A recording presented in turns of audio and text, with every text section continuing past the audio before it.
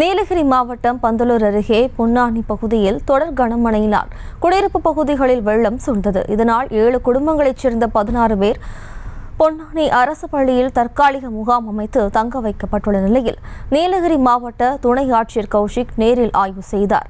இதுகுறித்த கூடுதல் விவரங்களோடு நமது செய்தியாளர் ஞானசேகர் இணைகிறார். வணக்கம் ஞானசேகர், மேலும் விவரம். வணக்கம் ஜெயஸ்ரீ. நீலகிரி மாவட்டத்தில் தென்மேற்கு பருவமழை தீவிரமடைந்துள்ள நிலையில் கடந்த 3 நாட்களாக பந்தலூர் பகுதிகளில் தொடர் கனமழை பெய்து வருகிறது. நேற்று ஒரே நாளில் மட்டும் பந்தலூரில் அதிகபட்சமாக 278 மில்லிமீட்டர் மழை பெய்துள்ளது. இதனால் பந்தலூர் தாலுகா பொன்னானி பகுதியில் பெய்த கனமழையினால் குடியிருப்பு பகுதிகளுக்குள் வெள்ள நீர் சூழ்ந்தது.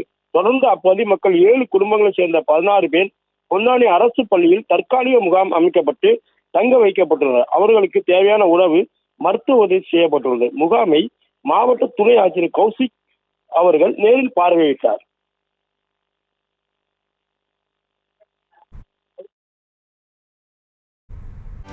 செய்திகளை உடனுக்குடனும் துல்லியமாகவும் தெரிந்து கொள்ள சப்ஸ்கிரைப் பண்ணுங்க.